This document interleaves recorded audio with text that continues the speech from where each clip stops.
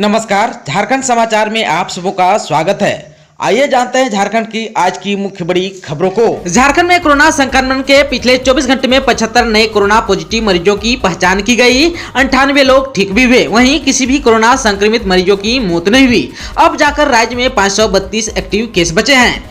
कहां से कितने मरीज मिले 24 घंटे के भीतर, आइए जानते हैं। बोकारो में 7, देवघर से 3, धनबाद से 6, पूर्वी सिंहभूम से 21, गुमला से 4, हजारीबाग से 3, जामताड़ा से 3, कोडरमा से 2, लातेहार से 6, पलामू से 1, रामगढ़ से 3, रांची से 5, साहिबगंज से 4, सरायकेला से 4 और सिमडेगा से 3 मरीज मिले हैं। इधर राज्य में तीसरी लहर की आशंका के मद्देनजर राज्य में टेस्टिंग, ट्रेसिंग और ट्रीटमेंट पर जोर दिया जा रहा है।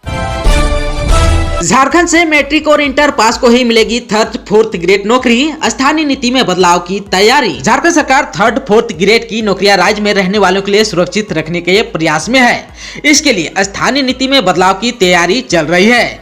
कार्मिक प्रशासनिक सुधार और राजभाषा विभाग इसके लिए प्रस्ताव तैयार कर रहा है। पहले चरण में झारखंड कर्मचारी चयन आयोग द्वारा ली जाने वाली परीक्षा के लिए बनी परीक्षा संचालन नियमावली 2015 में संशोधन का प्रस्ताव तैयार हो गया है। इसके मुताबिक राज्य में मैट्रिक और इंटर स्तर की नियुक्तियों के लिए वही पात्र होंगे जिन्होंने दोनों परीक्षाएं झारखंड से पास की हो। हालांकि अभी इस पर मंथन चल रहा है। झारखंड के वैसे मूल निवासी जिनके बच्चों ने मैट्रिक और इंटर की परीक्षा दूसरे राज्यों से पास की हो, उनके लिए क्या प्रावधान किए जाए, इस पर अभी विचार चल रहा है। आप सबको को जानकारी हो कि झारखंड सरकार ने वर्ष 2021 को नियुक्ति वर्ष घोषित कर रखा है। आप सबको को बता दूं कि रिक्त पदों पर नियुक्ति की तैयारी भी चल रही है। झारखंड में बीएड के उम्मीदवारों को नहीं देनी होगी परीक्षा। कोरोना संक्रमण के खतरे को देखते हुए झारखंड सरकार ने बीएड महाविद्यालयों में वर्तमान सेशन 2021-23 में एडमिशन के लिए इंट्रेंस एग्जाम रद्द करने का फैसला लिया है। मुख्यमंत्री हेमंत सोरेन की अध्यक्षता में हुई बैठक में फैसला लिया गया कि ग्रेजुएशन के मार्क्स के आधार पर ही उम्मीदवारों को बीएड महाविद्यालयों में एडमिशन दिया जाएगा। यानी अब बीएड के लिए उम्मीदवारों को परीक्षा नहीं देनी होगी। आप सबको बता दूं कि मेरिट सूची बनेगी और उनमें से चयन किया जाएगा। झारखंड में बदला अनुकंपा पर नौकरी का नियम। अब इस परीक्षा को पास करने के बाद ही होगी नियुक्ति। राज्य सरकार ने सरकारी सेवकों के आश्रितों को अनुकंपा पर नौकरी देने के मामले में तय प्रावधानों में थोड़ा संशोधन किया है। मंत्री परिषद की बैठक के बाद इस पर सहमति ली गई है। कार्मिक प्रशासनिक सुधार विभाग ने भी इस संबंध में पत्र जारी कर दिया है। इससे सारे विभागीय सचिव के साथ ही प्रमंडलीय आयुक्त और जिला के उप विकास आयुक्तों को अवगत कराया गया है। पत्र में कहा गया है कि अनुकंपा के आधार पर नियुक्ति के लिए आवेदक की शैक्षणिक योग्यता एवं अर्हता नियमावली के प्रावधान के मुताबिक होगी, परंतु हिंदी टाइपिंग की शर्त शिथिल रहेगी और नियोजन हो जाने के बाद ट्रेनिंग अवधि में टाइपिंग की निर्धारित गति को प्राप्त कर लेना होगा। झारखंड के +2 स्कूलों में माध्यमिक शिक्षकों को बनाए जाए प्रधानाध्यापक, बंधु तिर्की ने कहा। पूर्व शिक्षा मंत्री और कांग्रेस में शामिल हुए विधायक बंधु तिर्की ने मुख्यमंत्री हेमंत सोरेन को पत्र लिखकर मांग की है। झारखंड के +2 स्कूलों में प्रधानाध्यापक के पद पर माध्यमिक शिक्षकों को प्राथमिकता दी जाए। उन्होंने जानकारी दी है कि राज्य के 100% उच्चतर माध्यमिक विद्यालयों में अस्थायी प्रधानाध्यापक नहीं है। ऐसे में विद्यालयों के संचालन के लिए प्रभारी प्रधानाध्यापक हेतु एक अधिसूचना सचिव स्कूली शिक्षा एवं साक्षरता विभाग रांची के द्वारा जारी की गई है, जिसे रद्द करने का आग्रह भी किया गया है। मंत्री बन्ना गुप्ता ने सीएम से किया पुलिसकर्मियों का क्षतिपूर्ति अवकाश फिर से लागू करने का अनुरोध। स्वास्थ्य मंत्री बन्ना गुप्ता ने बुधवार को मुख्यमंत्री हेमंत सोरेन से मुलाकात की। उन्होंने मुख्यमंत्री से अनुरोध किया है कि पुलिसकर्मियों का क्षतिपूर्ति अवकाश फिर से लागू किया जाए।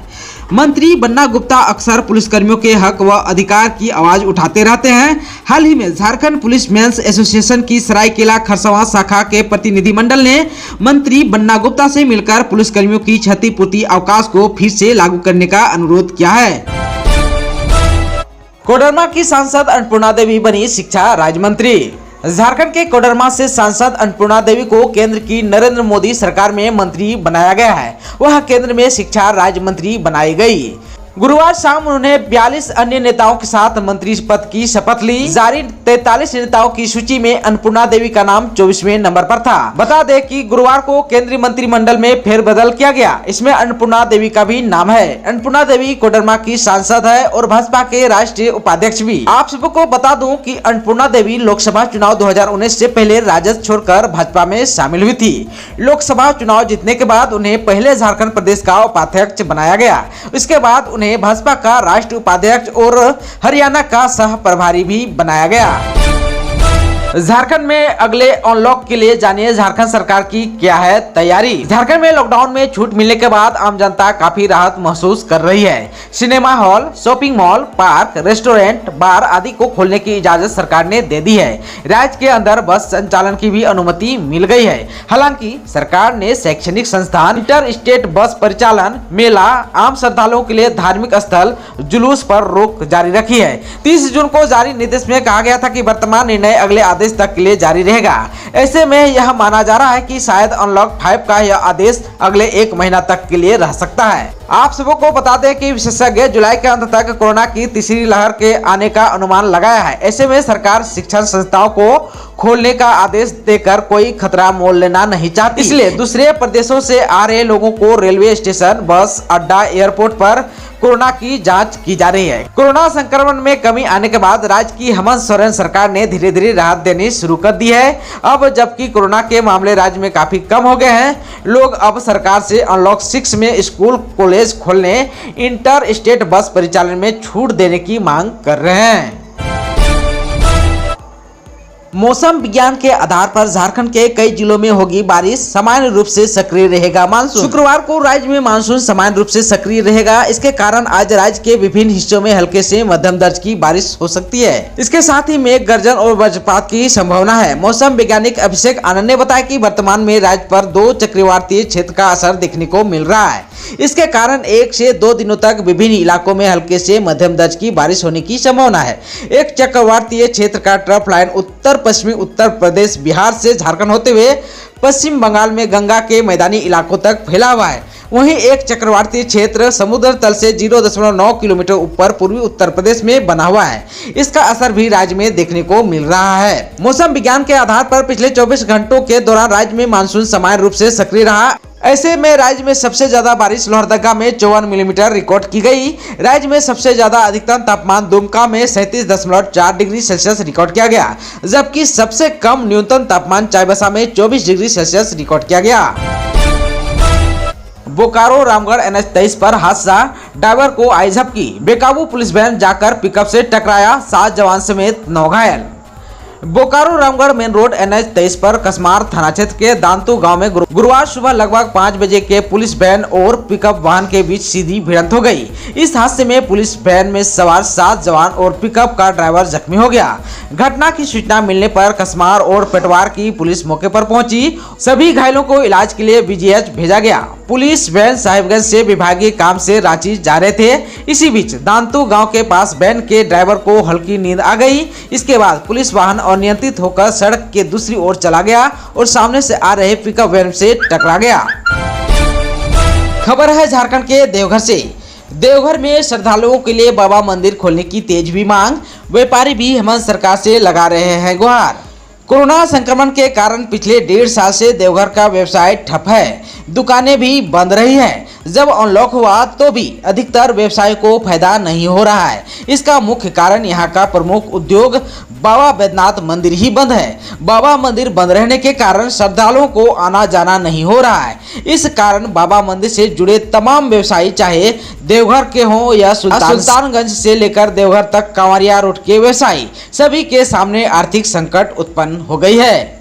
यहाँ के व्यवसायियों ने कहा कि प्रसाद, बर्तन, होटल, आवासीय होटल, लॉज आदि खोलने की अनुमति तो सरकार ने दे दी, लेकिन ये व्यवसाय जिस पर आश्रित है बाबा बैद्यनाथ मंदिर को ही आम श्रद्धालुओं के लिए लॉक रखा है। ऐसे में छोटे बड़े सभी व्यवसायियों के सामने रोजी रोटी का संकट उत्पन्न हो गया है। ऐसे में व्यवसायियों ने कहा कि अपने दुकान का खर्च, घर खर्च, बच्चे का स्कूल फीस आदि वहन नहीं कर पा रहे हैं। सरकार व्यवसायियों के दर्द को समझते हुए मंदिर खुलवाए, साथ ही हम व्यवसायियों के लिए सरकार राहत पैकेज का ऐलान भी करे।